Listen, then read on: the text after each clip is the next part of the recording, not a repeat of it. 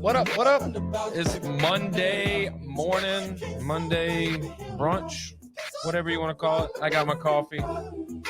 I'm Daniel Ball, joined as always by my partner, my co-host, brother from another mother. Everybody knows it by now. And we got headlines, Jim, and Off the Bench podcast coming at you. That's a little Tommy Richmond in the background. What do you think about that song? That song's banging.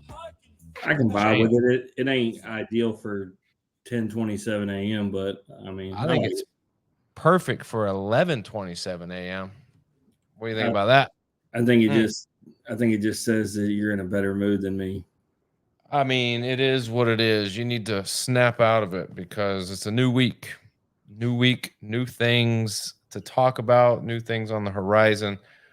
But before we can get to the new things, we got to discuss the old things. And I don't know, kind of a good but bad week on my end.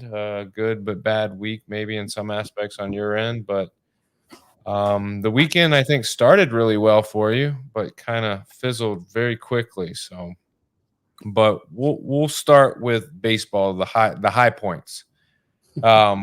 World Series. So last Friday, you got game one, and it was a pretty epic game one. Dodgers down some runs going into the ninth, and you get that electric moment. You get that whole, like, as a kid, what you really, really like dream about and kind of you mimic in your backyard, but you have the opportunity to hit a grand slam and really solidify a win for your team in the World Series. And it came from a guy, Jim, that you said was the X factor in this World Series. If he could get something going, the Dodgers had a chance, and Freddie Freeman did just that. Hits a monster grand slam. I mean, let's start with him getting to the plate. I don't think Freddie should have ever been to the plate. I mean, I think the Yankees pulling Luke Weaver after 19 pitches when he's clearly in control and cruising, to opt for bullpen guys to kind of shut the door, and they give up a walk, which allows Freeman to actually have a chance to get to the AB. And then before you know it, the Fernando Valenzuela magic starts brewing, and before you know it, Freddie Freeman's coming up with a chance to walk this thing off. So I'll ask you, in regards to the game, what was your thoughts on Freddie actually getting up, but then actually Freddie being the X factor for the Dodgers then? I mean, I don't pretend to be a pitching coach like you or understand the bullpen like you in the degree that overcomplicate the thought process. If they felt like it was the right move, no matter who you're matching up with on the front of that lineup, you got a guy who can torch you. So, obviously they felt like they were going to have a good matchup. Freddie got the pitch he wanted, absolutely murdered it. It's everything about that moment. So we have a lot of time. We talk about the bat flips, the bat slams, all the different things. The iconic holding of the bat in the air, like a sword of victory after you've won battle, and then just dropping it was awesome. And then going to find his dad. That's magic. We're not talking about a 5-year-old who just got his first hit. We're talking about a grown man, dang near our age, still going back to dad, talking about it all goes back to when he was little, and he's always been there. The fact that it was in LA, to have that electric moment, especially when you see how much it costs just to park there, like $6,000. I've never seen anything like it. For it to all come like that.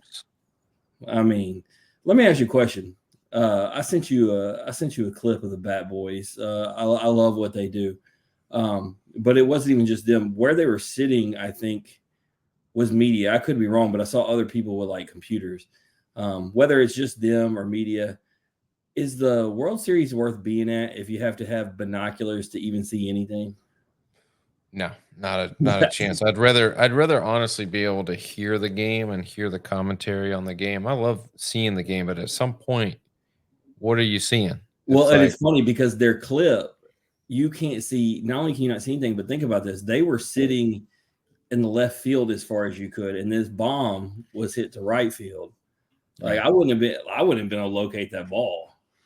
Well, I think what it is you get to tell the story to your kids and your kids' kids about how you were there when Freddie Freeman hit the walk-off grand slam in the 10th to win game 1. But it's all for naught if they don't win the World Series. I mean, that's a great moment, but it really doesn't do anything for storytelling unless you say, it was the pivotal moment that allowed the Dodgers to capture the momentum, win the series, in game What's the 1 and significant really. win because you get the win against Garrett Cole, right? Yeah. Because that was the biggest thing. Like when we talked about pitching, you have some really good pitching, but when we just talked about aces per se, he's really the only guy.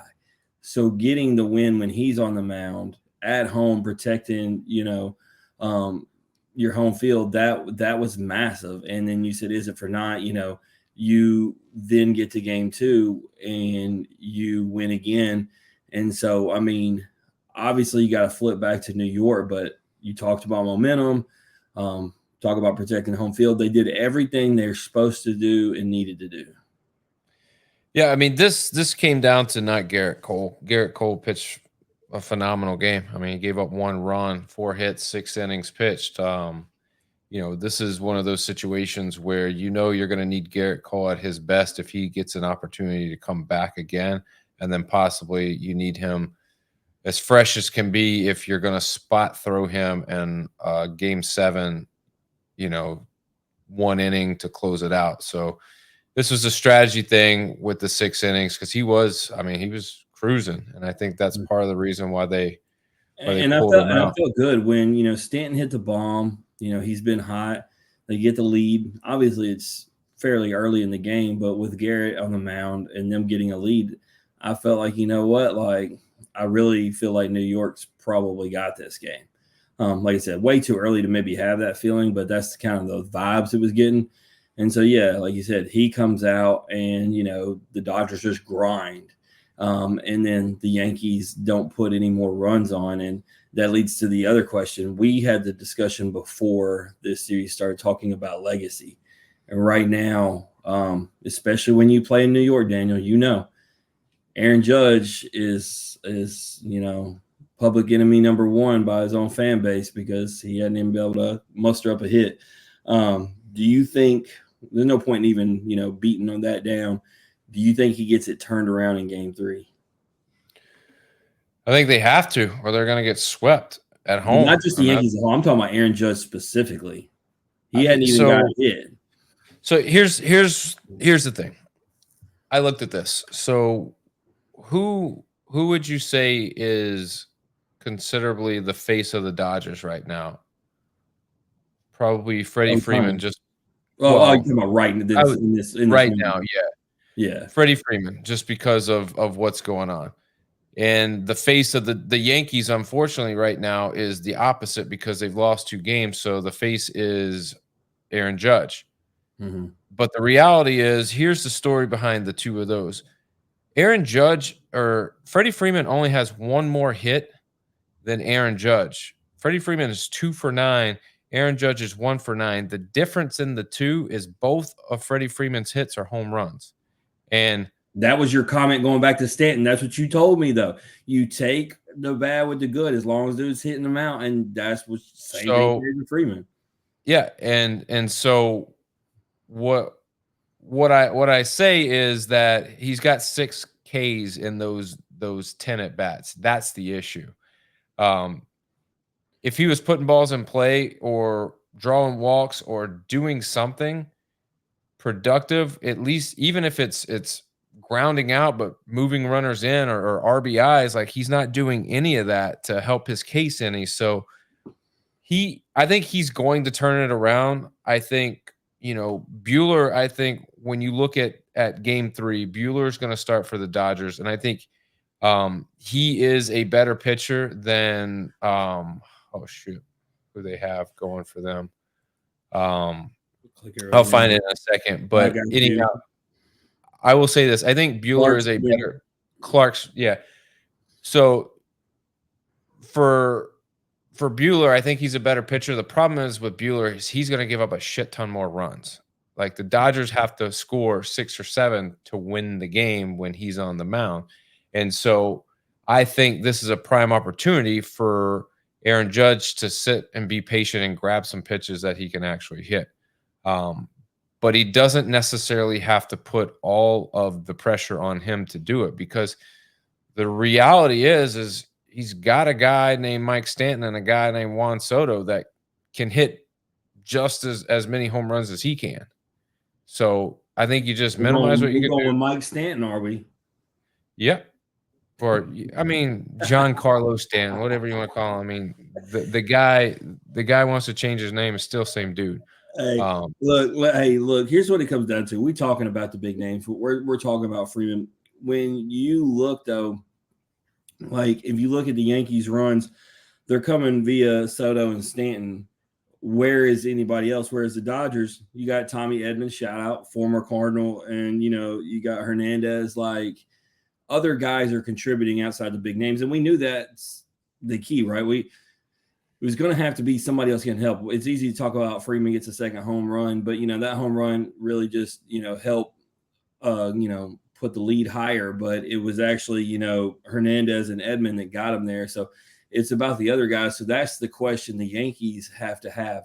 Who outside of the big three is going to step up? I'm a big Jazz guy, but where are you, dude? You left Miami for this opportunity. Where are you at? Like, I think that's the key.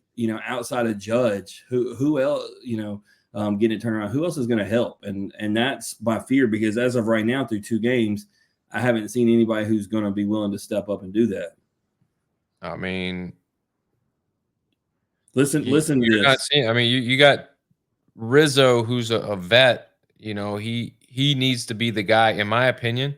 When you look at that lineup and you go, who in that lineup is going to be the Freddie Freeman-esque guy that's been there a while, that's going to be able to like settle these guys down and get them moving in the right direction? There's 2 people that are veterans that can lead this team.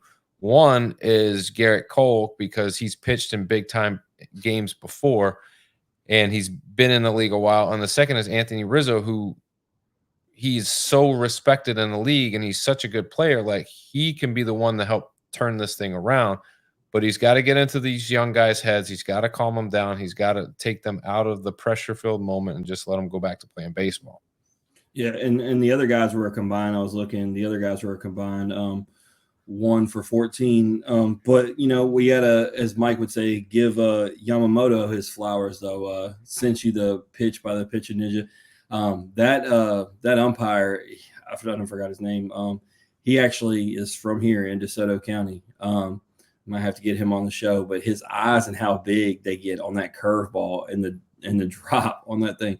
Yamamoto's filthy, man. So definitely got to give him his due. But I mean, he got all the momentum right now. It would be hard for me to see. And the thing is, everybody's talking about the Ohtani thing, right, Daniel? But he didn't do anything in the first 2 games, right? Like, yeah, I mean, if you want to look at bats, he's not striking out as much, but he's got the same batting average as Aaron Judge. Yeah. I mean, but nobody's saying, well, where's Ohtani at? Well, because he's getting on base, he's drawing walks, he's stealing bases, he's scoring runs. He may not be putting balls, over the wall or gap to gap, but he's doing things that's allowing his team to be in position. I mean, and by the way, they decided they had a base open, so they walk what's his face to bring him up. They walk Mookie Betts just to bring him up, because they believed that they could pitch to him, and they did and got him out. But the thing is like, if you're gonna load the bases up for that guy, fine, I'll take that every time. I don't care if he's hitting 0 for 100. Yeah, and those are the little things that he allows you to do. He puts your team. That's a better position for his team to win the game. I mean, but the only person that didn't believe that was Freddie Freeman. Right. And I feel like what I was going to say on the Dodgers, on the Ohtani thing, it reminds me of, we talked about it because we obviously cover college baseball so heavy. A&M last year, right? Braden Montgomery went out, and the rest of the guys' next man up mentality just kept on rolling. And I feel like this Dodgers team kind of has that. I actually think, I don't know how it's going to play out when he's going to be back.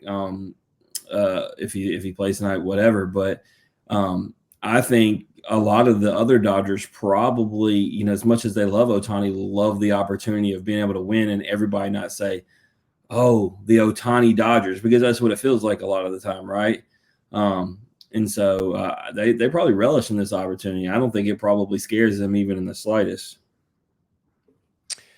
No, I don't think so either. I think Otani's going to play tonight, and I think he's going to be just fine.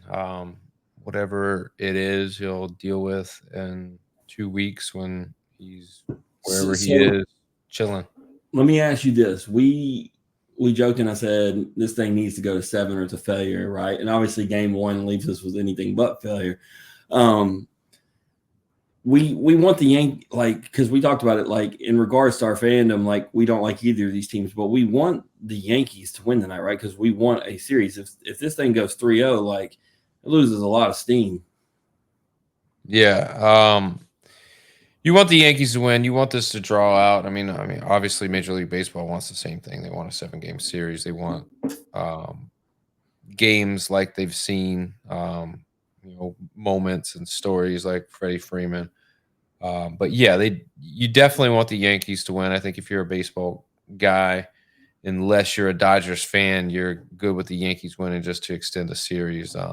But here's the bad news. I'm picking the Dodgers to win tonight. I mean, if they win tonight, I think they're going to sweep just because gut feeling just says the Dodgers momentum, the way they're feeling, like it was like this. This is my last thought process. So Ice Cube, I sent you the clip. He comes out, right, and it's an awesome intro, and they show the players from the two teams, and ironically, the Yankees players were the ones that were into it. And the Dodgers were so locked in, they could have cared less. And that told me everything. Yeah. Well, hopefully what I predict to happen, I think Aaron Judge wakes up a little bit. He might go 2 for 5 tonight. I think he hits a home run tonight. I think the Yankees figure it out. I think it'll be like a 7-4 game. And they'll move on to the next game, and we'll deal with that when it comes. But they have to win. I think this is, obviously when you get to this point in the season when everything's on the line, I think every game is a must-win game. But I mean, theoretically, they still could lose tonight and still turn it back around. Well, let me ask you this: now that we're done with baseball, we're going to transition to football. You want to do the rest of this episode by yourself? I hate football. I mean, you can hate football, but I mean, there's a lot to be. Is it gymnastics season? Are we there? We're there, man. We are there. It is not quite baseball season yet, but we'll get there. Couple months time, we'll be there. But we got to go there. All right, I'll start with my team first, Memphis. I've been saying it for weeks now. Just, you just got to win. It doesn't really matter right now. You're not in a position where you can care about beating people by 30 points or covering spreads or whatever. You just got to win games. And that was a prototypical win the game moment because we had to go out and win the game. Seth Hennigan, for the life of me, you have this guy who has proven that he can drive a team down the field and set up a game-winning score. I don't know what happened with the field goal kicker or why we can't send someone out to get chip shot field goals. And we're having to go for it on 4th and whatever. But when you get stopped 3 times on 4th on downs to goal, like you come away with nothing, that's a great way to texting you begging for a play action bootleg and let him get out of the pocket and throw the ball, and they ran it again. Which the amount of runs overall, Daniel, does that not? Because we talk about how good Seth Hennigan is. We know he's got playmakers. I understand we can run the ball, but man, at a certain point, man, when you're doubling up like the amount of runs to passes, that's very problematic. Here's the thing. In years like our rushing game allows us to pass the ball, and our rushing game has been the better of the games on the offensive side this season. But I don't think it's because the guy throwing the ball is the problem. I think it's the plays being called against the defense that is the problem. Mhm. Now, that can work two ways for you. One, you can run the football and set up a very good passing game, which happens from time to time. Um, like you saw last week against North Texas, very good passing week, a very good rushing week against a terrible, I would say, not a very good defense. Um, but this week, still, your run game isn't doing a whole lot to set up your pass game, and yet you're running the ball on 4th and 3. Hmm. And like 4th and goal, we're running the ball when we have a guy that he's there for those reasons. He came back and he is your 4-year starter to your program who knows the offense just as good as you do. Give him the football and allow him to make the decision. If he makes a poor decision, then at least you put it in the hands of the trusted guy who I think everybody can live with. Well, and that's And why when they scored too fast and then it wasn't within a field goal, so you're going to have to get a touchdown. First of all, that's crazy that thought process even comes. I love that they weren't a field goal away from tying, right? Like you had to go get a right. touchdown, a wipe special teams off. But when you saw they left was a minute 28 or whatever, it was like y'all done messed up because now we're not going to run the ball. We're going to sling it, and there's nobody you feel more confident in. Like it's crazy how that went from not feeling confident in anything that was going on to they score and go ahead, and all of a sudden I'm like, okay, this is ideal because now Seth can do what he does. I mean, it literally we drive down the field, 4 play, and we get the interception. We 4 plays and we end up with a field goal. We burn a minute off the clock, I think, minute and some change off the clock. And then in 2 plays, they go down and score a touchdown. It's almost as though we just gave it to them. Well, hey, I'll tell you what, the throw, I don't forgot the kid's name, for Charlotte, but the D ball, dude, that kid, he spun it. That thing was right in dude's hands. Yeah, I mean, he had a day. I think his name was it wasn't Brock Purdy. I think it was like Purdy or something like that. I don't know. No, it was Purdy, but it was Purdie. You're correct. But I mean, you give them 2 plays and they go 75 yards. Obviously you get the ball back with a minute 56 or a little less than 2 minutes, and you methodically your guy takes you down 7 plays, 75 yards to score a touchdown, and you're talking about, um, you know, the first play of that series is an incomplete pass. The second play is a 1 yard run by Seth. So you're at a point where you're at 3rd and 9 for the game, and he Mhm. hits the guy that is supposed to be the guy. He hits Rock for 14 for a first down, and then he hits Mario Anderson out of the backfield for 7 to get to get him out of bounds and stop the clock.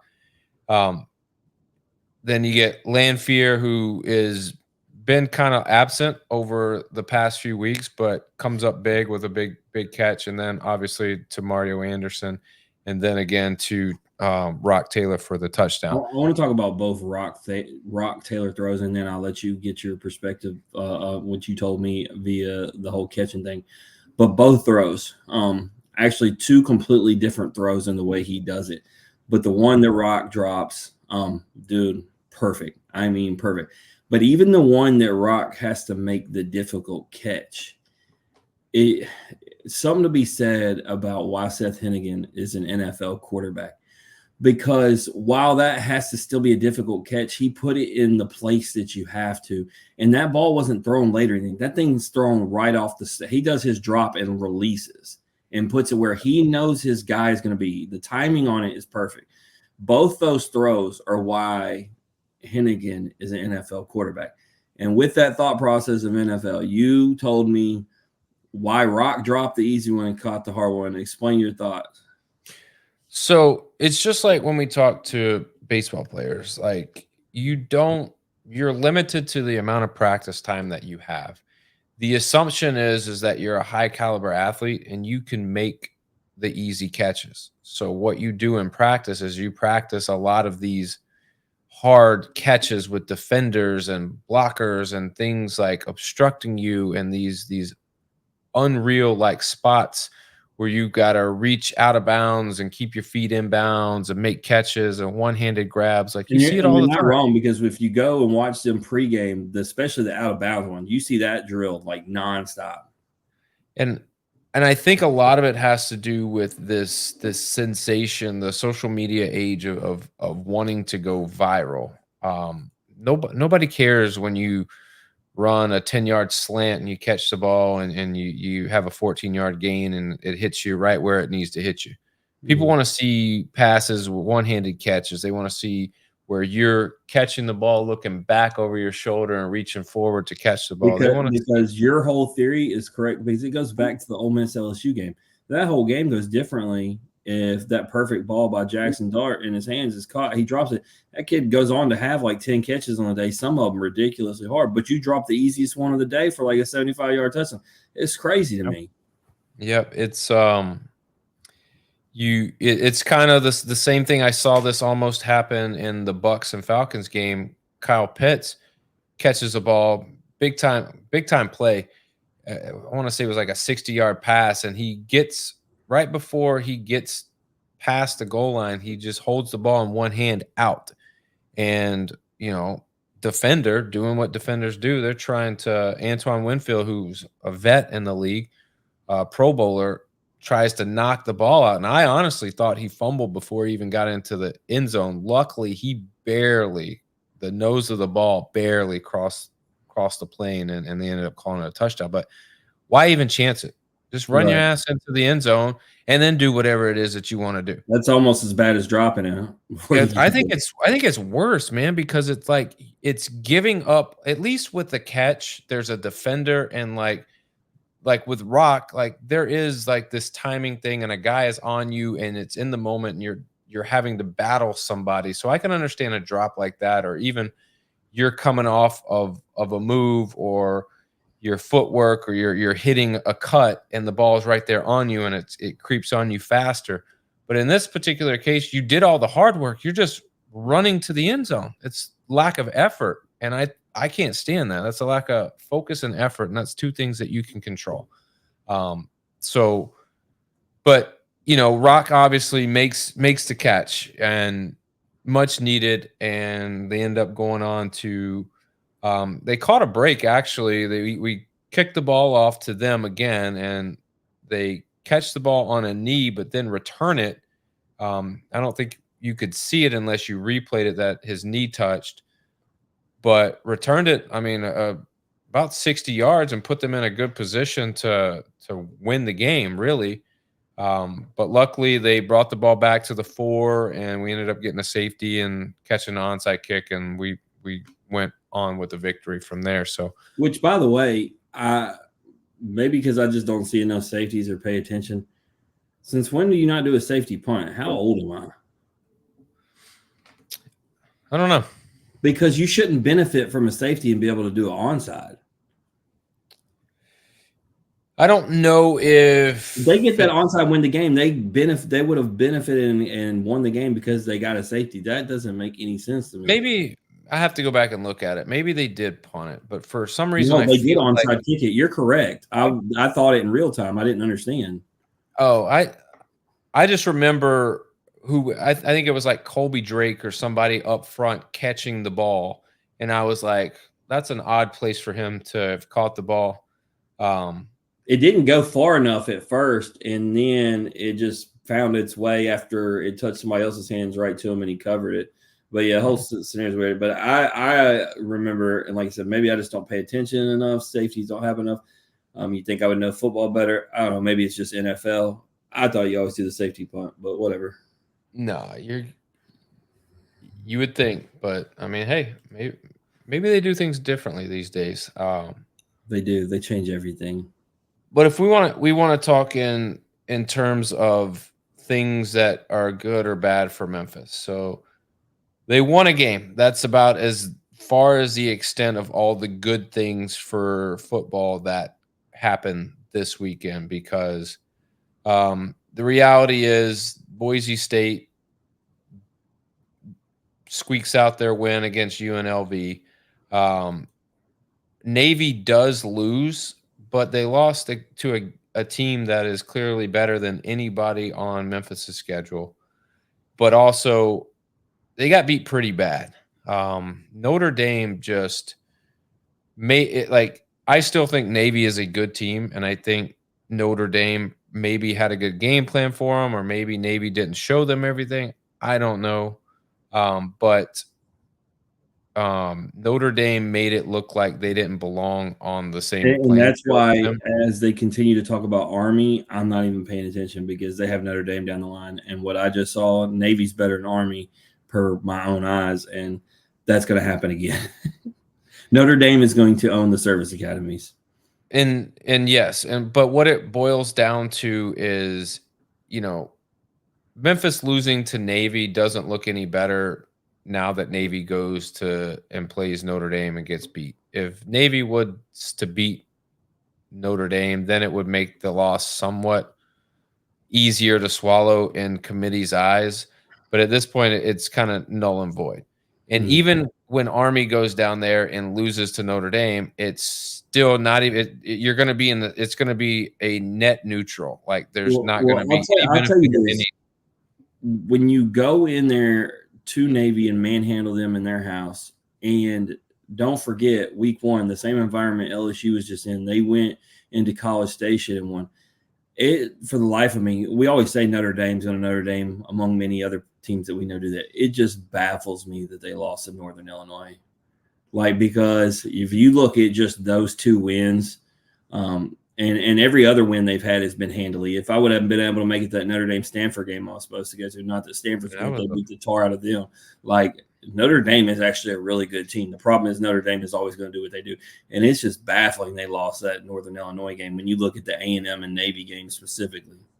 Yeah, I mean, they beat a team in A&M that just beat your team, and we'll get to that. But then they turn around and lose by 2 to a Northern Illinois team, and I'm curious in this. They were talking about on the radio, like, everybody assumes if Notre Dame wins out, they'll be in. But if it comes to push comes to shove, they were saying that loss is so bad. If the committee wants to, they can scrum. I don't think they will because it's their name, right? We talk about all the time. Yeah. We know the viewership, but that loss is so bad. They were saying you could put that against somebody else's 2-loss resume in the SEC and say, no, we'd rather have this team because they didn't lose in Illinois. So I don't think that's going to be the case. This is a prime example of them not being in a conference and not playing in a conference championship hurts them, because had they made it to a conference championship and won it, whatever conference that deemed to be, they would definitely be in. But here's what I understand, Daniel. They're not in a conference, but yet they're not considered for that non-Power 5 conference spot. I don't even understand how that makes sense. I don't know. I think it's because of the committee just deems that name so marketable and so. But different. I think when it's all said and done, there's still a lot of football left to be played. I think that's Boise State. And I think that's what the NCAA wants. When you have a Heisman contender, and running back on that team, I think that's the team you want in. Obviously, if they have an opportunity, it depends on how it all shakes out. If to play in Boise State, it would be a lot for it to happen. But they have a good fan base, the Blue Smurf turf and all that. But I think that's who it's going to be. It was just funny in real time, putting a bow on Memphis, Navy, all that stuff. Hearing the commentator as Memphis, as we talked about, can't even get a field goal. and can't even get in the end zone. And they're sitting there talking about, they need this game for their college football playoff hopes alive. And I'm sitting there like, I can't believe we're sitting, it reminds me of that Jim Mora playoffs. Like, I was like, y'all talking about college football playoff, can't even get in the end zone on Charlotte. What are you talking about here? I play like poo-poo. I mean, I still think a lot of it is very much it's the game strategy. The game plan for every game for Memphis is a little bit different, and it's always tailored to the level of the opponent. And no matter what, and I think you mentioned this before, like during the game, is that Memphis will always play down to the opponent for whatever reason. And like, it's so frustrating to know that you score 10 points in the first half against a Charlotte team when I watched you against a much better team put up 20 points in many halves. It's just tough to watch. But I'll end it with this. A win is a win. We survive, and we'll deal with UTSA this week. Now, before we get to you and your Tigers, we'll just briefly talk about Oregon. Hands down, in your opinion, I think my opinion is that they are the best team in America. What is your opinion on that? I think it's them, and I think, honestly, I can say this with a straight face, Daniel. I think when you look back, we talked about it, that Ohio State game, I think the best two teams in America are in the Big Ten. Dude, it's like I want to see that game again. Obviously, a neutral site venue for a national championship changes things. Shout out to that Oregon environment, man. Obviously, it's not Death Valley or, College Station or Clemson, some of those, but man, they were rocking. They did the yellow out. Oregon's uniforms always the best in the business. Like, it was a great scene, and they showed that Illinois was nothing to them. Like, I mean, first drive, effortlessly moved down the field.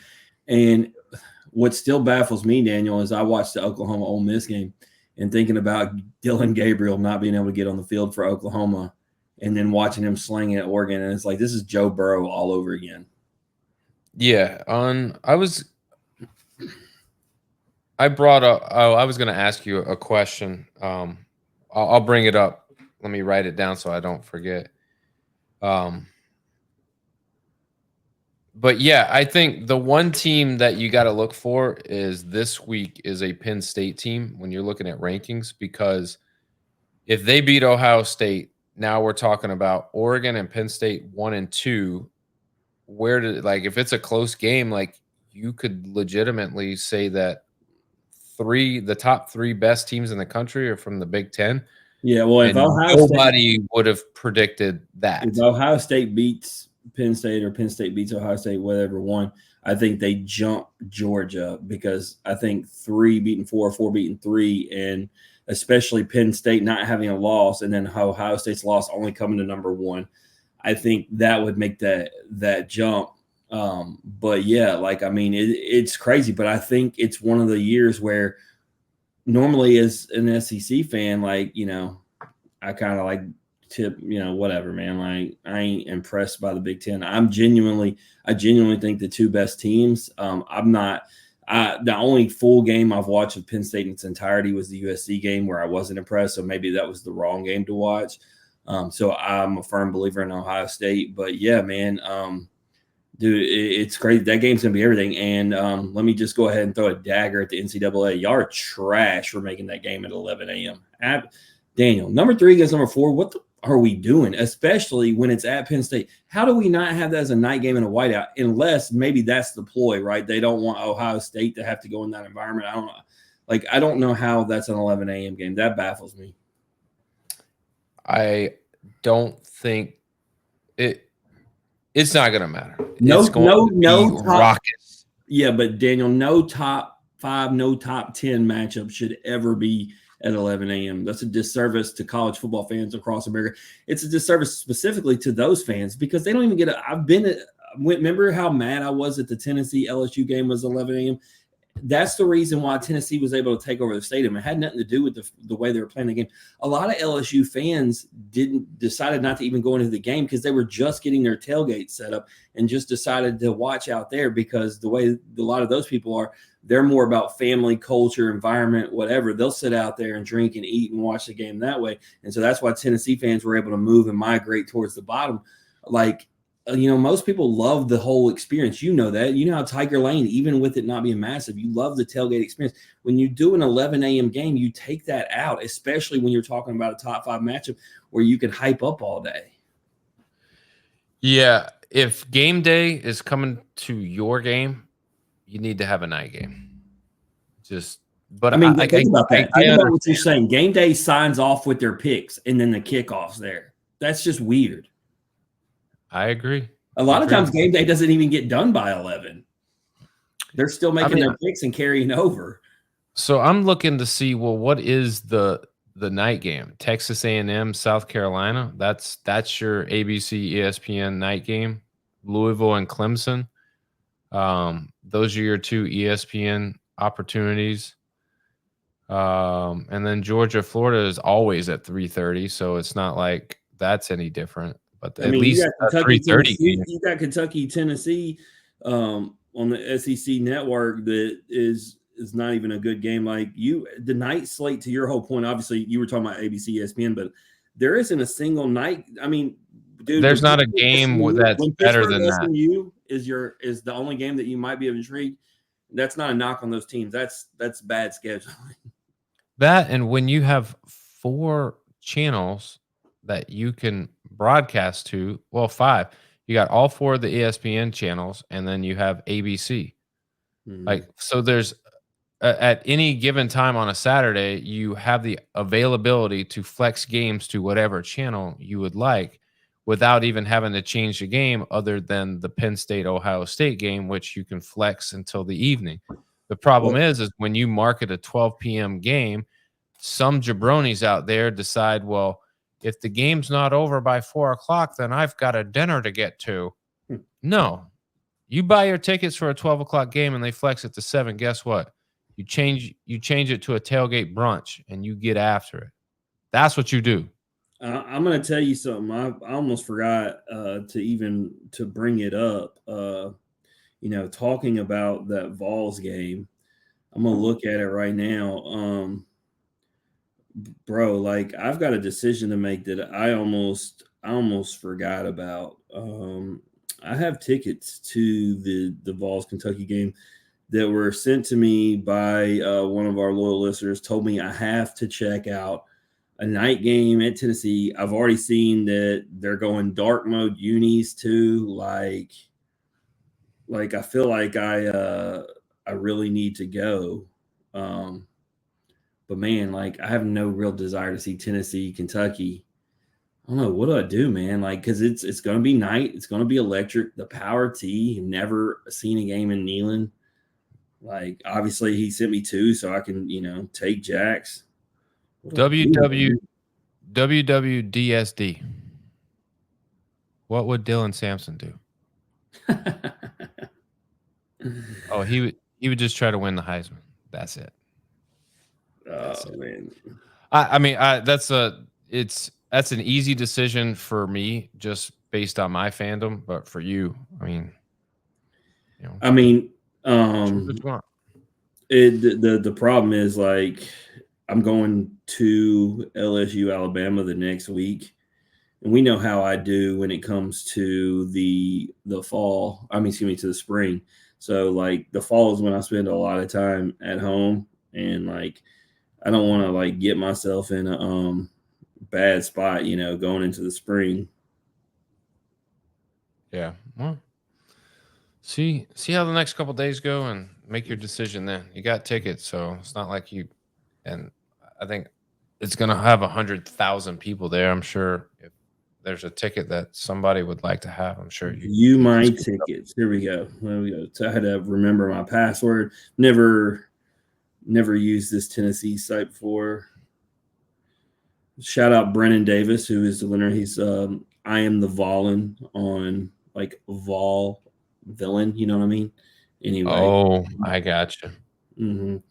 Anyway, Clever, yes, very sure clever. enough, Section 2, wherever that is, because I've never been. Row 15, seats 26, 27. I have them. So options. Options are there, very much there. Let's talk NFL. No, I'm kidding. you have not gave me my chance, bro. I said I didn't want to talk football, but I got to. I know. So the tale of two halves, right? No. And this is just me. I didn't watch.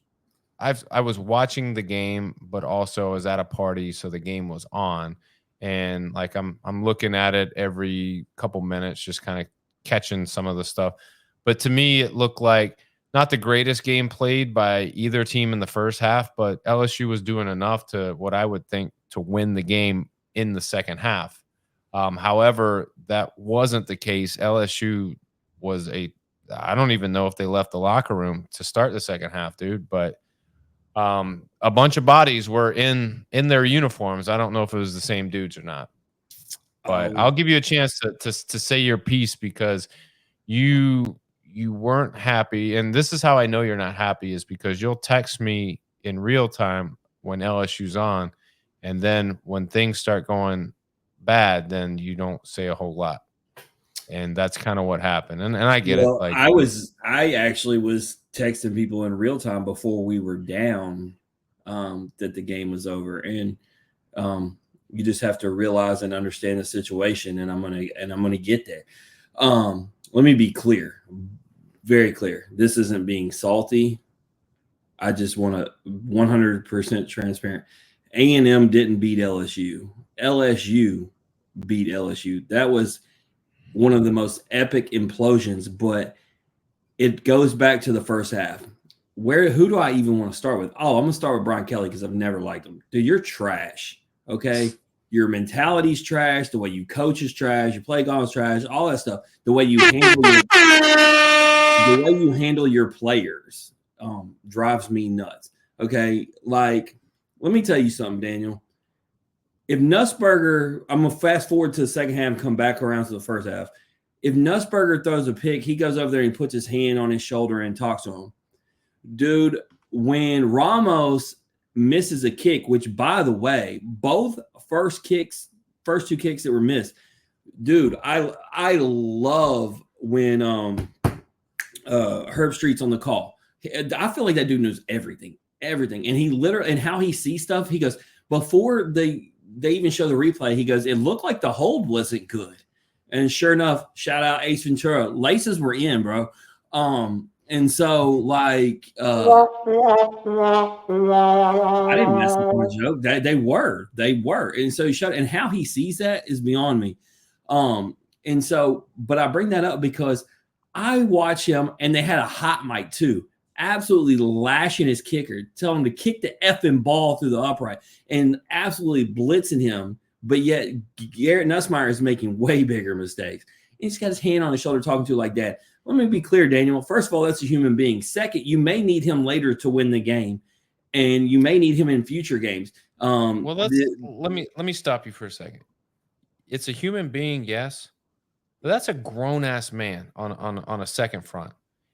And if you're like, I get it, like there's rules of engagement when you're on a team and coach speak and coach player interactions, and like you've got to take the good with the good and the bad with the bad, but on some level of respect, like man to man, if you disrespect me in front of 108,000 fucking people, you and I are gonna have problems. Yeah. And like I said, I might go out there and miss the next field goal on purpose. And the thing is, I might turn around and kick it the opposite direction. Why is tough Brian Kelly doing it? Because he's the kicker, right? Like that's the reality. He feels superior to him. Pick on somebody your own size, Brian. and like I said, it wasn't even his fault. And then the third one, dude, like I don't care that they're playing in front of 100,000 people, man. The long snapper, the placeholder, y'all, this is your only job. And for one to snap while the other one's not looking, and so 3 field goal miscues. Daniel, the significance is really the play calling was crappy. They should have put more in the end zone, but it minimal had them field goals. This game should have been a 3-score game. And let me explain the significance of that, Daniel. I ask you this as a football fan, but if you're the coach, if you're down 3 scores in the second half, do you go to your running quarterback? You don't. I would like the guy that can throw the ball down the field very quickly. Right. But however, so you only go in the half up 10, and then Garrett makes the mistake that I said, I'm not going to pound on the kid. I'm not. We don't do it. We talk about it. We'll just simply say he broke every rule of quarterbacking, running full speed to his left, going back across his body, across the field with a defender in front trying to put it over the top. They pick it off. Next thing you know, they're in our red zone. Golden opportunity for Texas A&M coach to go to the running quarterback. If we're up 3 touchdowns, or not 3 scores, and you don't make that mistake, this game is over. It's no doubt in my mind. So first we got the coach, we got the kicker, we got the placeholder, all them. Now Nussmeier has decided. And that was when it was 17-14, Daniel, and I was already texting them it was over, because now Kyle Field is absolutely electric. And you see Nussmeier's first throw after that, and he shook. He is absolutely shook. And and the rest of the game it showed. Also, mind you, he got his ankle rolled up on at the end of the first half. He looked like he couldn't plant well either. So on top of mentally, physically, he's got elements. And so, yeah. And then my last thing, Daniel, this is for all the things that they talked about great with the LSU defense. Daniel, the kid Reed had been the starter for A&M the last 3 weeks, right? Wedman come back in for this game. He's running effortlessly. He says post game when he's interviewed, Daniel, that the interviewer says, you kept keeping the ball, was that the plan and whatever. He said, they didn't come after me, so I just run to the end zone. Like literally saying they were gifting it to me. Daniel, he was the starter for the last 3 games. How do you have zero prep as a defense for the potential of that guy being in the game? Because I have never seen a defense that had no idea what to do with the quarterback read option. And to the quarterback's point, they took the running back every time. They crashed down and he just run in. And like my boy Whit Weeks, like he was maybe the one guy who got it. But dude, when it was speed to speed and he was trying to catch him on the corner, it wasn't happening. Because there is a piece of you when you do that where you're going to give up speed, because in a split second, you've got to make a decision on who you're going to go after, one or the other. Mm-hmm. And that's where you got to rely on.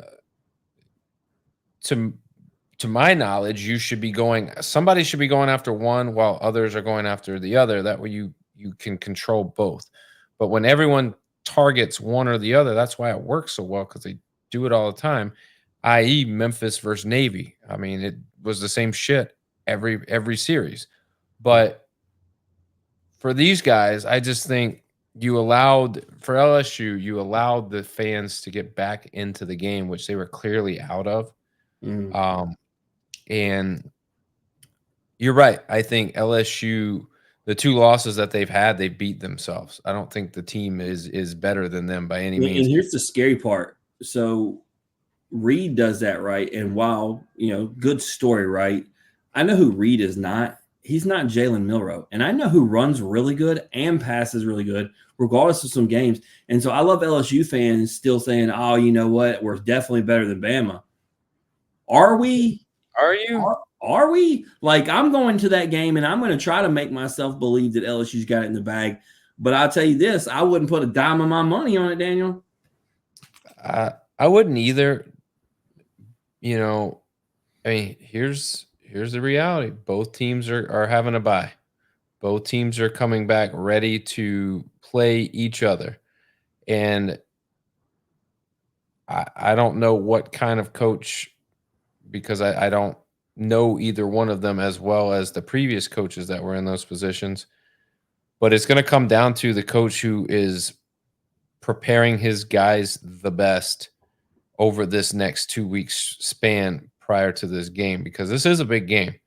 if LSU, well, if either one of these teams lose, they are completely out of it, and there's no hope no matter what happens. Well, I'm gonna be Even honest. now, currently, they're going to need a little bit of luck and That's some what I things was to gonna say. shake out the right way. They were saying that they were talking about this was an elimination game. The other team controls their own fate, but I don't think that's the case. They don't control their fate at all. It's what you just said. You're going to need help. First of all, for LSU's sake, you need Texas A&M to keep rolling and stay up there because they're going to have any kind of tiebreaker with you.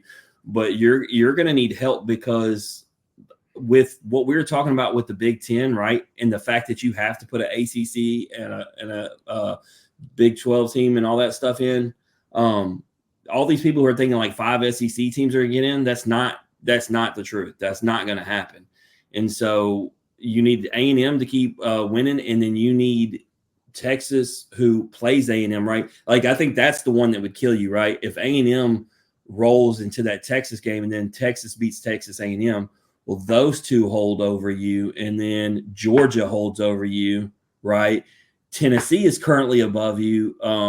Tennessee and Georgia play each other, but I think if either of them lose to the other one because they're higher ranked, right, they don't fall behind LSU, so they're still ahead. So that's 4 SEC teams. If Really, you need to beat Alabama, and you need a combination of Georgia, Texas, and Tennessee to lose another right, and game, that's what I'm saying. You're asking for a which lot. Georgia or Tennessee will, but a 2-loss Tennessee, let's say Tennessee loses and their 2 losses are to Georgia and who else did they lose to? Some sorry ass team. I don't forgot now. When did that happen? Oh, Kentucky. Arkansas. Yeah, and so now you're going, well, is USC now you're comparing losses. Texas Well, they already A&M showed that they is a value better loss. they value the losses over the wins. They showed that because remember Tennessee jumped LSU when LSU smacked Arkansas down, who Tennessee lost to. They're going to value the losses over, the wins over the losses in big time opponents. So yeah, if Tennessee has bigger marquee wins than LSU, that's going to put them over, which they do currently.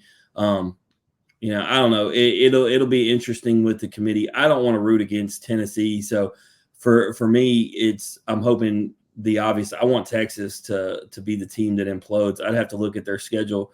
Other than A&M, I don't know if they got anybody hard left. And the thing about LSU is, Texas has Florida, Arkansas, Kentucky, and A&M.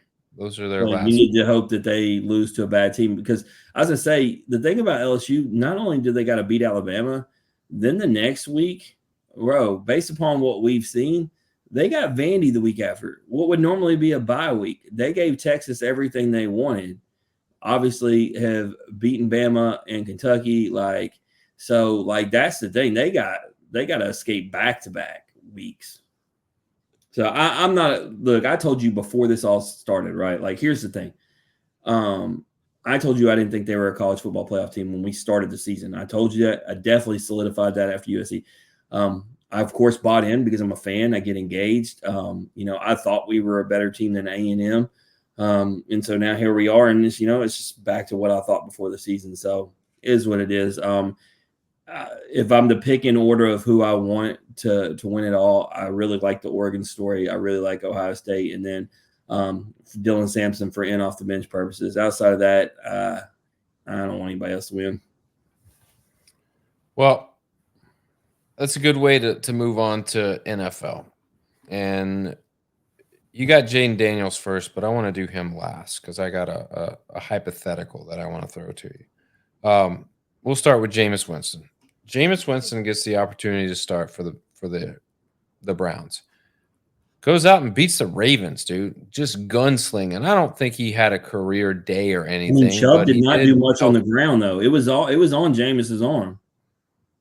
He went out and he didn't do more than what he had to, and he hit guys that were open, and he had an opportunity to drive his team down to win the game. And guess what?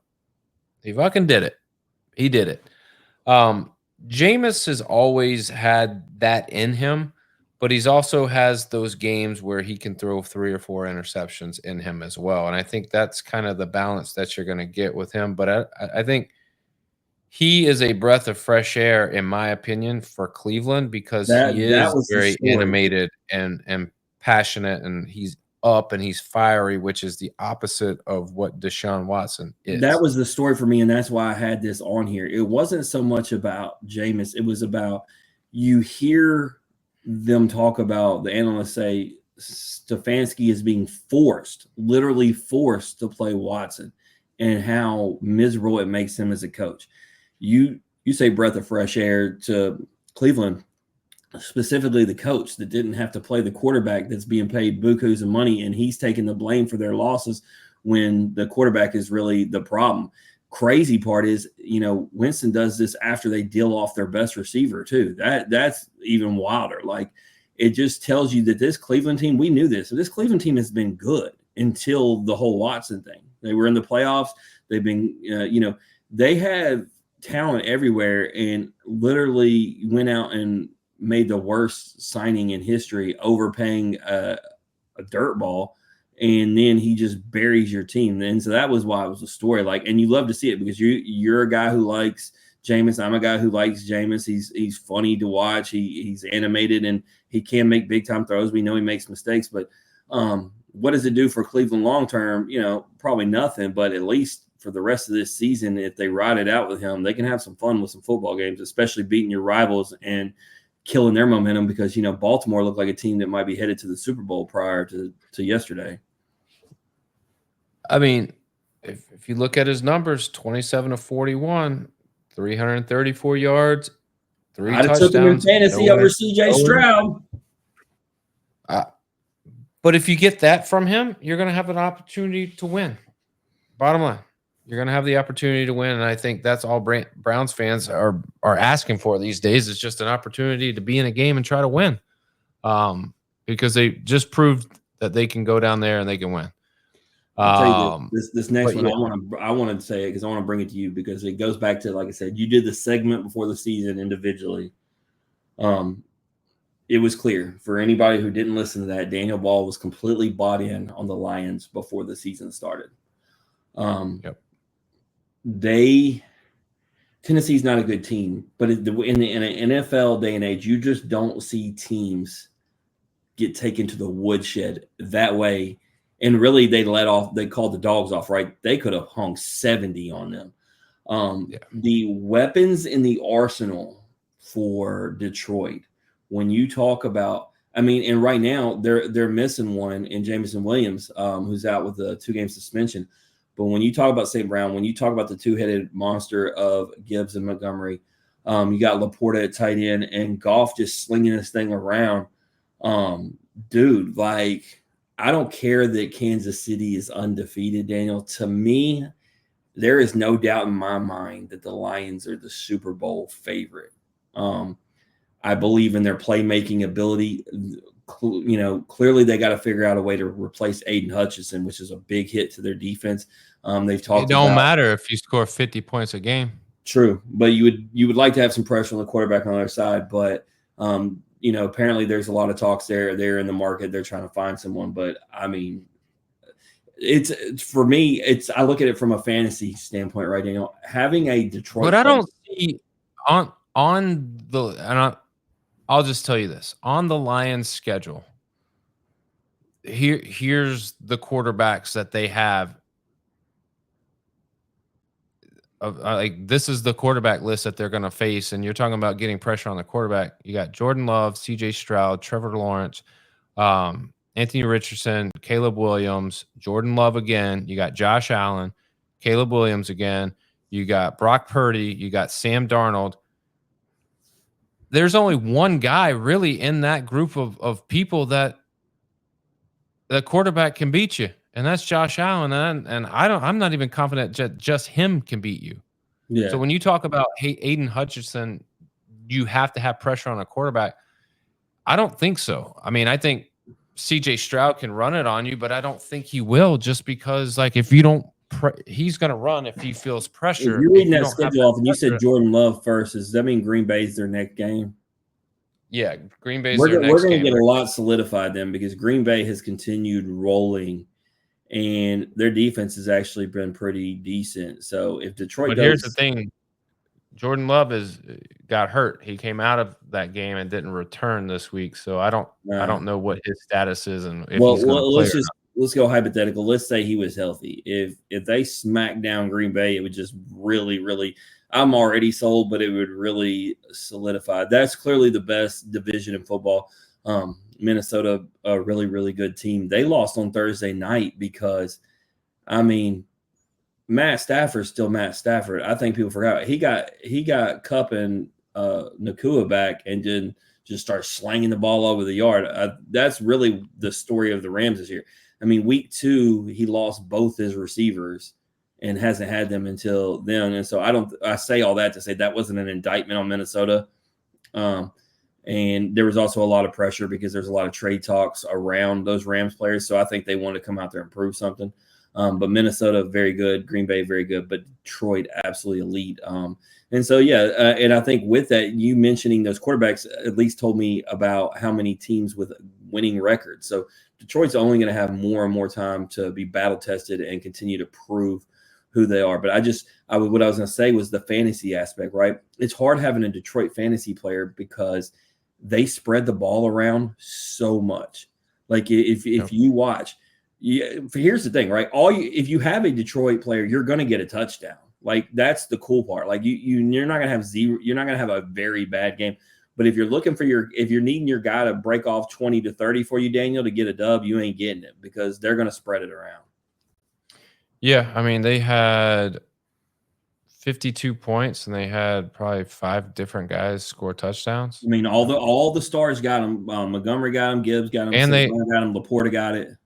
And Gibbs got one on a punt return. So Montgomery threw or one. Actually, no, that was Khalif Raymond that had one. But Montgomery, because I have him on 2 teams, he threw one to Laporta. Yeah, Laporta had one. St. Brown has one. Brock Wright has one.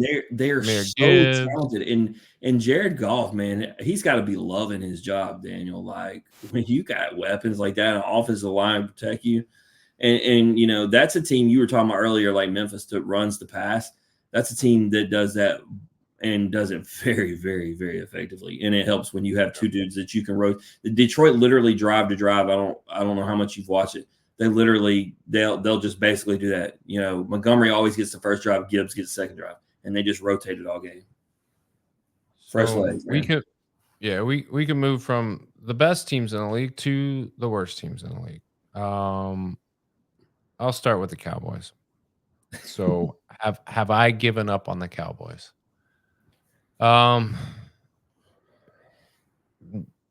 Based on schedule and record, no. But based on eye test, yes. Last night, it's clear that coaching is a huge part of the NFL.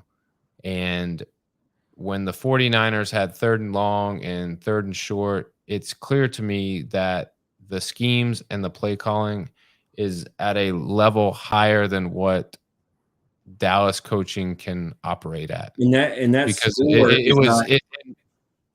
But here's the thing: that score's not indicative of how that game was because that's the reason I actually lost my one fantasy thing was all the CeeDee Lamb garbage time points.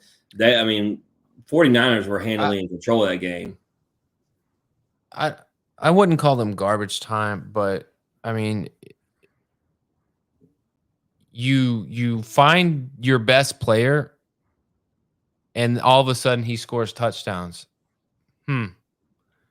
Isn't that strange? Isn't that a strange concept that your best player, when they get the ball, look, the offense, we had questions coming in the season, and we know the problems, and we know that whether it's Dak or not getting the ball to him, you don't have a running game.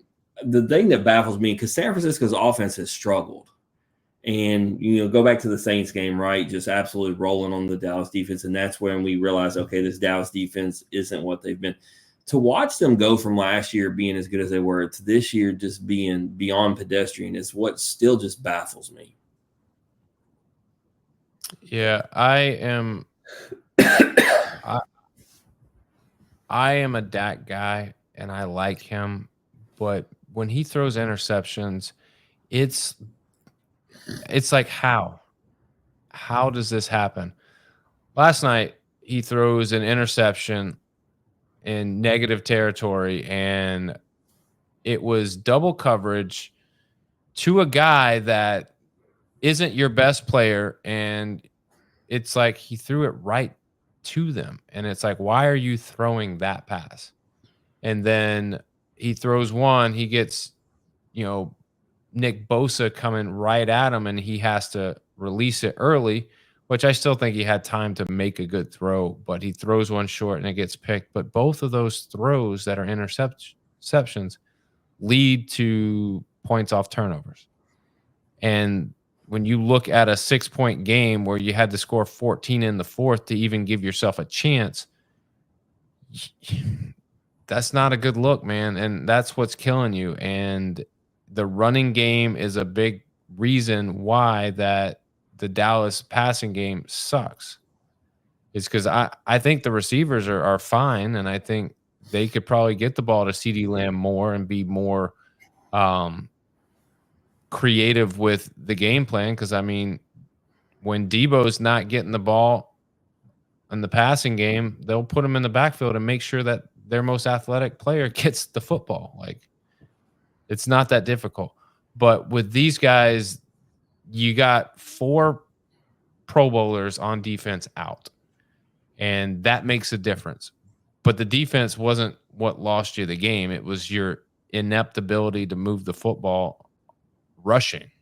And I don't know why they thought that bringing Ezekiel Elliott back was going to do anything, because it's just abysmal. And it's when you're very one-dimensional, and CeeDee Lamb still had 13 receptions, almost 150 yards. Well, it's wild because Tony Pollard has been doing actually really good on a bad team.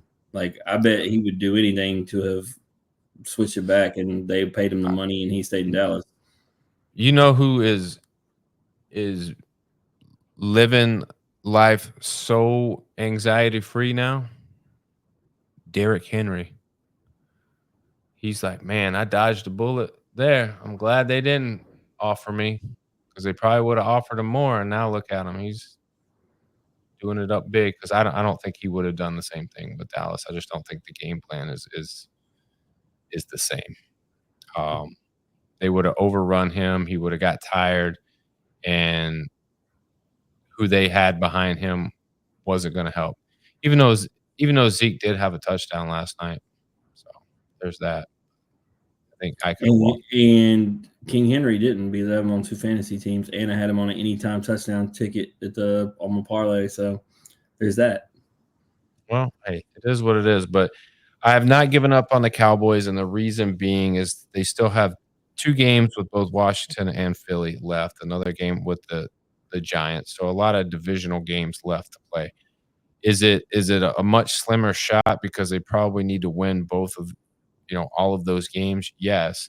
But it is feasible for them to still put together a 10-win season. They're just going to have to, and I say 10 wins gets them in the playoffs. I don't know, but I would assume so. But they can still put together a 10-win season. But things have to change, because it didn't look very promising. And what's crazy to me is that's what you get coming off of a bye week. And that is just unacceptable to me, because they go to Atlanta next week, where they're not world beaters by any means, but Kirk Cousins was going to throw the football. That's apparent. They have a run game, and if you let them, they'll put 50 on you too. Then it gets a lot harder with the Eagles, the Texans, and then you get the Commanders, the Giants, and Joe Burrow and the Bengals before you actually get a break and you travel to Carolina. But hey, man, it's a tough road, but there's still hope. What about your Saints? Is there still hope with the Saints, or are you still trash bagging or brown bagging it, hoping for? And I mean, you had some hope. Kamara signed a new contract. Olave was coming back. Taysom Hill was coming back. they still look just as inept as ever on offense. Defense was pretty stout most of the game. In the end, I think they did what they always do when the offense just fails to help them. They just eventually cave. Dennis Allen, why he's still a coach is beyond me. I don't have it in front of me. I think he's 26-54 as a head coach, Daniel, like something like that. Terrible. Just needs to go. The team doesn't look motivated. I honestly don't understand the Kamara contract at all, Daniel. I told you to tear it down. Instead, you're paying guys. What a score. 9-5 at halftime. 9-5 at halftime. Well, and that's because the defense is doing their job, holding them to field goals. And you can't muster anything but a safety and a field goal. I was just looking. I'm looking at the draft board, right? And I started thinking, man, Titans, do your job, and we can get this number 1 pick. It's because it'd be between us and Carolina. And you just got to lose to Carolina. But Daniel, I'm gonna be honest with you, man. And I if anybody listens to this, I may take some heat. I don't want Travis Hunter at all. Not because of his talent. I don't know, man. Maybe I'm wrong. I don't know. Is he playing both sides of the ball for us in the NFL? And then you look. Where does he fit in?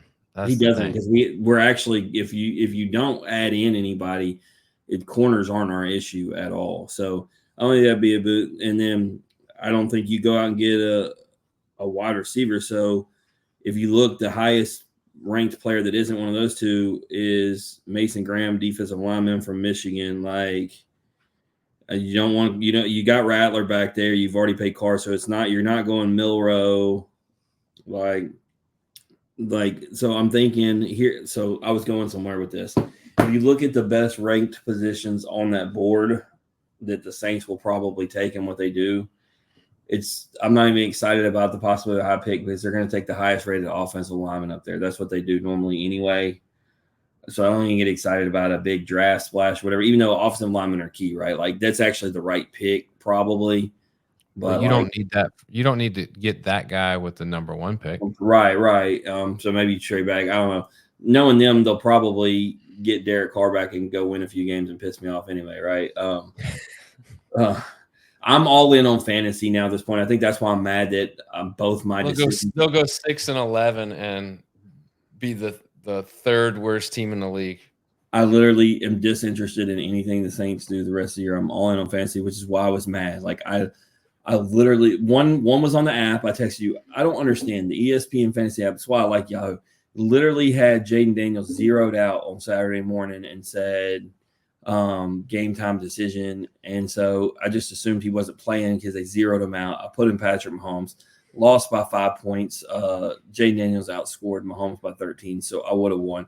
So that's on the app. The other one's me. I questioned Downs because Richardson was quarterback. Go to the waiver wire, pick up that Jabroni Wicks, who gets me 3 points. Josh Downs gets 24. I lose that one's on me, and I'll still be in first place in both leagues, no problem. But folks gaining ground, I don't like it. Hey, at least you're in contention. That's what matters. You're gonna be after this win. What kills you is the 1 point loss the week before, because if you get this dub tonight, which you should, and you would have got that one last week, you're sitting in a whole different position. That loss last week stung. Yeah, that was tough. And I blame that on Lamar Jackson and Zay Flowers. Absolutely. And they're the ones that who I really blame that on is Derrick Henry. Thanks, Derrick, for your 46-yard reception that ended up turning into a 15-yard touchdown run. Thanks, buddy. 6 teams make it. You have more than an opportunity winning this. I was looking at rosters today. It's crazy because I had clear cut the best team. That Godwin injury after Nico Collins killed me. I had the best wide receiving core. Now that Neighbors trade I made is looming and making me feel sick. But looking at it, when everybody's back healthy, which if everything plays out, they're supposed to all be back week 10. I'm projected like 148, which is perfect because I play West again, and there's nobody I'd rather beat. But looking at the rosters, I was telling Crystal, I think Jeremy Arnold that is in a dogfight right now with Gary, who's obviously got a good team. I think his team is the scariest team now. So I think I went from the scariest to maybe second or third with these injuries. That Goblin one, man, kills me. It's funny too because because you're in Tampa, you watch them. It's one of those guys, they got him listed as a wide receiver too, but he was steadily putting up 20 to 30 a game. Yeah, for sure. I mean, for me, I just hope my guys just play the way they're supposed to play from here on out. If your tight ends keep playing like that, that's money. Because I mean, that's you have the two best tight ends in fantasy football. That's just a rare thing to see on a team. Well, I don't know. I thought long and hard about being able to do that. There's not many like tight ends that I would start as a flex, but Kittle and Kelsey are two that I definitely would. And Purdy has made it clear that's his guy. Like at the end of the day, that's his favorite target. Yep. The one thing that I've struggled with is Lad McConkey. If you play him, there's nothing. If you don't, he goes off. Right. And the problem is I traded because I needed a receiver for Mooney. Mooney actually had a good game this week. And Zay Flowers, I almost have to play Zay because it helps me because I have Lamar Jackson as my quarterback. He has more big games than he does bad games, though. So I think you're okay there. And Jamar Chase, I mean, he's gonna be in the lineup for anybody every week, regardless. So it's just a matter of like that flex spot because I went all in on two tight ends on those two guys. I almost am obligated to play them. And so that kind of leaves Lad out, even though Lad is clearly Herbert's best or most go-to guy. I think you're in a great position with Jonathan Taylor coming back with your double tight end. Like, I think obviously I get it. Your other two receivers outside of Chase are not guys that just make you feel comfortable. But when you got Lamar at the helm, when you got those other guys, as long as you can stay free from injury, which the way this year has went for every fantasy team, if you've dug injuries, you're a lucky MFer because especially in the wide receiver department, it's been unreal. Yep. I mean, I've significantly, when it comes to total points, I've jumped significantly over the past couple of weeks just because guys have actually been producing the way that they should. That's the biggest thing that helps me, even with the loss and everything. Like going into this week, I was like 150 points more than the closest person to me. I have such a significant points lead. That's going to help me when push comes to shove and tiebreakers and all that. But this upcoming week, in that particular league, I have not done any better because Nico is still not going to play and Debo is on bye. So not only will Downs play, but I'll have to find somebody else because I refuse to play Wicks again. So I am receiver short, and so it's going to be tough sledding. But like I said, silver lining, if nobody else gets hurt and everybody's back, week 10, when I get to play Wes again, like I said, nobody I'd rather beat. Everybody's there, projected my highest projection in quite a few weeks. So if I can find a way to pull off a win this week, it would be great. If not, if I can get back to my winning ways on West, I'll survive. All right. Well, let's finish this thing up with Jaden Daniels. And before we get to Jaden Daniels, Mike Hughes, fuck Chicago. Thanks, bro. It'd be nice if you could just have your full defense ready to defend and do the one thing on a Hail Mary that you're told to do is keep everybody in front of you. Thanks a lot, dude. Way to go. And anyhow, Jaden Daniels. The jabroni taunting the crowd. I mean, bro, who ended up getting in the play and tipping the ball backwards. What a dummy. And I mean, when we talk about come out with every apology. Yeah. I'm going to do it on the segment tonight. You know I'm going to have it on tonight's segment. That's what I'm supposed to do. But I mean, this is my easiest week of do better ever, Daniel. Usually there's options that I want to consider. Like this guy just runs away with it. Yep. Dak Prescott, Brian Kelly, Tariq Stevenson, do better. All y'all fools. All right, Jay Daniels. Okay, go ahead. I was just say let's get into it, but you're already going there. hypothetical, or not a hypothetical, a question to you as an LSU fan. Who will be the best LSU quarterback in the National Football League ever? And it's clear. It's between two guys, I would assume. Okay, so here's the thing, right? So it's tough. Jay or Joe? Jay or Joe? Yeah, I'm going with you. Look, Joe has already been to a Super Bowl, so that's you got to ask yourself that, right? Because Well, you also have to remember, like, this is kind of a tough question to ask without like thinking about what could be. So you kind of got to bring Joe Burrow back to his first year. Well, At the same that's where I'm time, going. I have to ask myself, do I believe just because Joe went to a Super Bowl already, do I believe the Commanders can get there? That was the first question I'm asking because Joe was rookie of the year, right? Because they ended up putting him into the right. And so him and Jaden are both going to have that. Now, I'll say this, Jaden has found himself at the top of the MVP discussion, which is a whole other thing. But so if he somehow manages to have an MVP on his rookie year, that'll obviously do big things. But I have to ask myself, do I think the Commanders can make that push? And if you look at them right now, like in the way they're getting better, I think they can. And then as far as Joe Burrow, you look at his future, if they're never going to protect the guy, it's hard for me to believe that he's ever going to do anything again. Because at the end of the day, they could talk about the defense not being that good, all that. I mean, every time I watch Cincinnati, he's still on his ass nonstop. And that's the problem. And that's why I have trouble believing he's going to have a big future. So to answer your question, I said, do I think the Commanders could make a Super Bowl during Jaden's tenure based upon what I've seen? Yes. Do I think Jaden has an opportunity MVP, which Burrow doesn't have? Yes. So I think the answer is Jaden Daniels. And this league fits his style of play more. You know that. The pocket passer, even though Joe can move, not like Jaden, though. Jaden has that dimension that just changes the game that Mahomes and Lamar and those guys have. So, I mean, a lot more upside. I will say this because I would be remiss if I didn't, Daniel. Regardless of the fact it took a Hail Mary to win, a lot of what happened for the Bears, they have a really good defense and the running game, it was clear who was the much better quarterback all game, and Jaden was playing hurt. If you're the Bears, there's no way you didn't come out of that game and think, God, I can't believe we didn't pick that guy.